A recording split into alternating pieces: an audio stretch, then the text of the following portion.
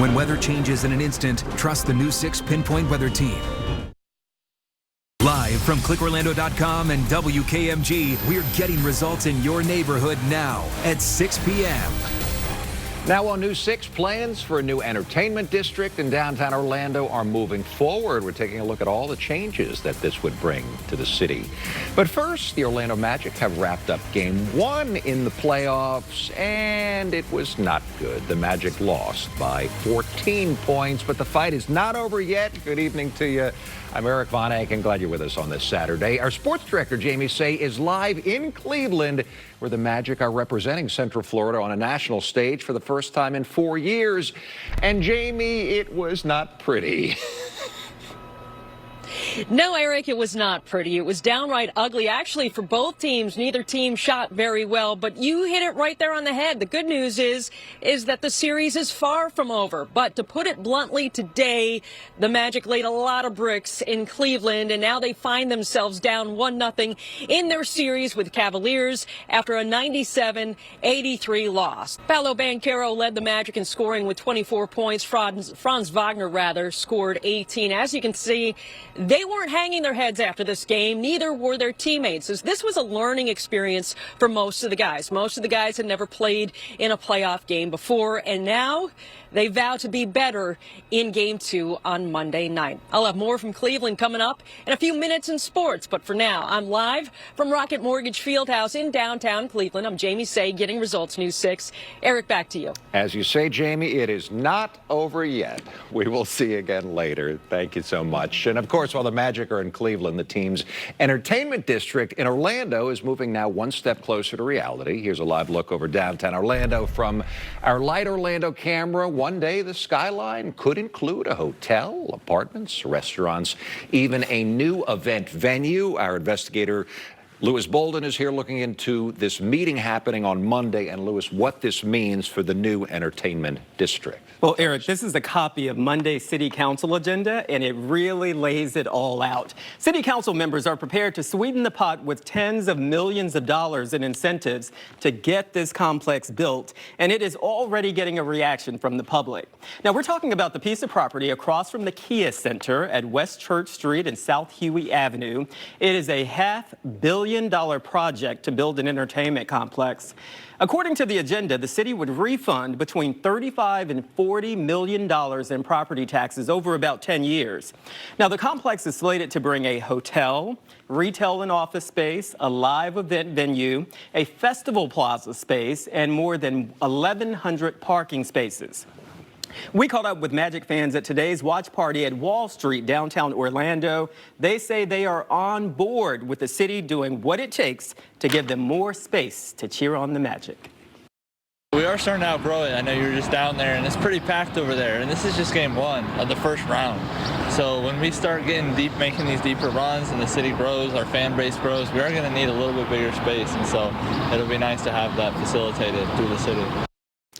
Now, the complex is also slated to have 270 residential units in the first phase, and 10 of those would be considered attainable or more affordable housing.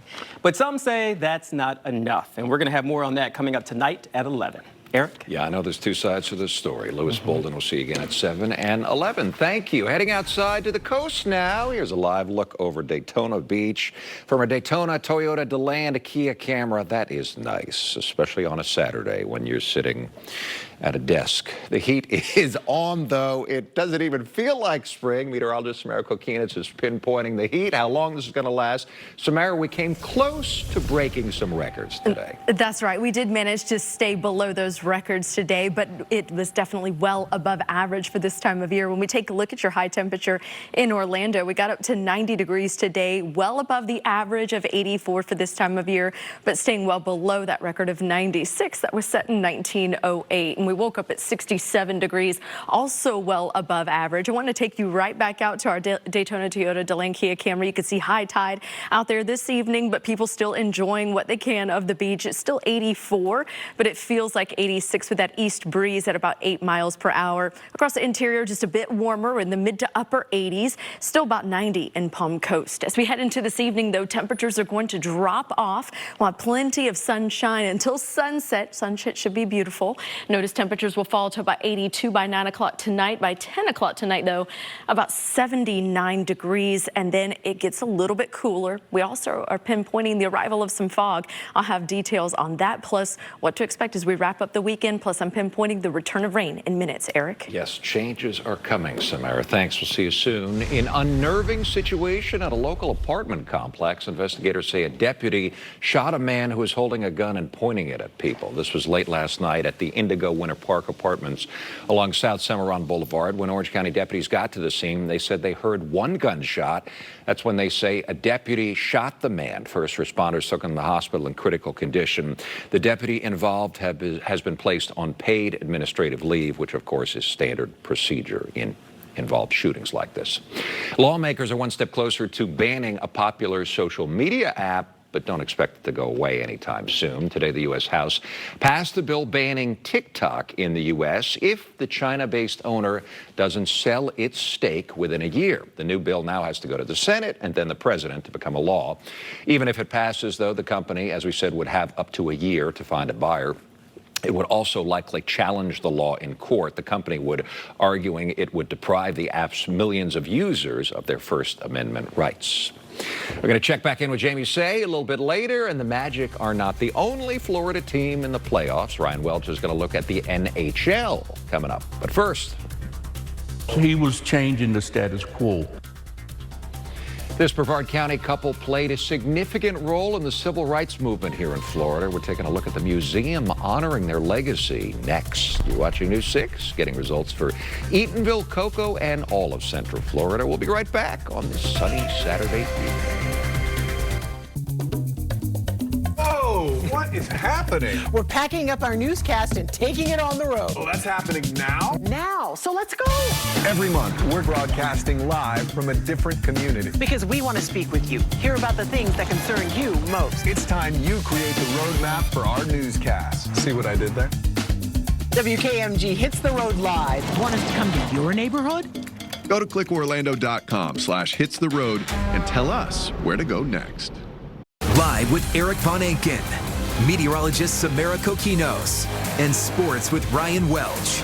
This is WKMG at 6 p.m., getting results.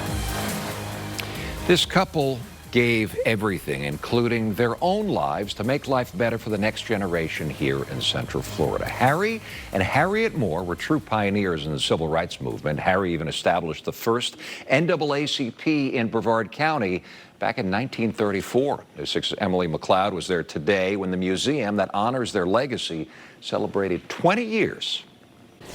All right, meteorologist Samara Kokinos is back with another hot day, but that's changing. It is going to change, but it's going to be another day of warmth after we experience this nice little cool down tonight. It's not going to be too cold, it'll be mild. We'll go through one more hot day, and then the changes come with the front. So as we look live from our Mount Dora camera, you can see it's a beautiful evening out there in Mount Dora tonight. 81 degrees, feeling like 84. Not too bad out there, but that southeast wind at about 11 miles per hour. Our Light Orlando delivering Hope camera, downtown Orlando, looks absolutely stunning this evening. Notice temperatures will drop to the mid-70s by about midnight, and then from there continue to drop into the upper 60s by early tomorrow morning. So when we look at the setup, we have the area high pressure really still expanding back across the peninsula. So that's going to keep us relatively dry tomorrow. Notice, though, back to our north and west, this front is draped all the way back into Texas tonight, really stirring up some nasty weather across the deep south. But for us,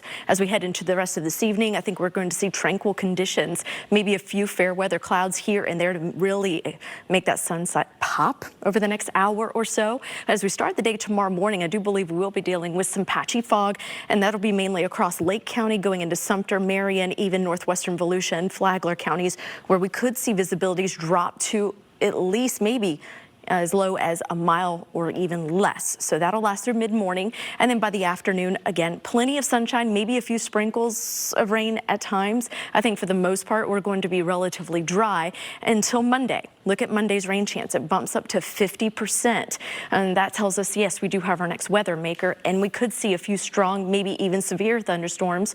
Notice that as I back up real quick, that it's mainly in and around Orlando and to the south, maybe even incorporating parts of Sanford and even southern Lake County. So just be aware that there could be a few strong to severe thunderstorms packing some damaging winds and maybe even some small coin-size hail. As we look ahead into Monday morning, notice that shower activity starts anytime after 8 o'clock in the morning, really starts to ramp up in the second half of the day and starts to wind down by the evening behind that front. So for your overnight lows, we're in the 60s with that patchy fog developing well after midnight through early tomorrow morning. Here's tomorrow. Your high temperature is going to rebound to about 91 degrees tomorrow. It's going to be a little bit breezy too. Now let's get you some results and show you your pinpoint accurate 7-day forecast. Heading into Monday though, look at that Earth Day. Plenty of clouds and a little bit of rain there. 50% coverage of rain with a high near 81. Our typical temperature for this time of year is 84. We'll be below that until midweek, and then we're back to the upper 90s by Thursday and Friday. So it's, you know, a little dip. Quick break. Very, very, very brief. Yes, Samara, thank you. Ryan Welch is here with sports. It's been a while since we've shown Magic playoff highlights. And they say good things come to those who wait, right? Well, game one today in Cleveland, not so great for the Magic. We'll show you what happened and have a live report from Jamie Say. But before we go to break, congrats to the Seminole High School girls water polo team. They wrapped up a perfect season, won a state title with today's 10-6 victory over West Orange. This is footage from a regular season win over Dr. Phillips. We'll be right back. Don't get stuck on your drive. Trust News 6 and Trooper Steve, Central Florida's only traffic safety expert. He's pinpointing every detour and backup that pops up where you live. Welcome back. It's hard to believe the Magic clinched their playoff seed a little less than a week ago. Feels like it's been longer than that. Anyway, the long wait came to an end from postseason basketball. Game one this afternoon in Cleveland. Not so much in Cleveland, but it's a best-of-7 series. Still a long way to go. We'll see if they can rebound in game two. We got time. We got plenty of time. I know. Brian, thank you. We don't have time. We got to go. We're back at 7 o'clock. Hope to see you then.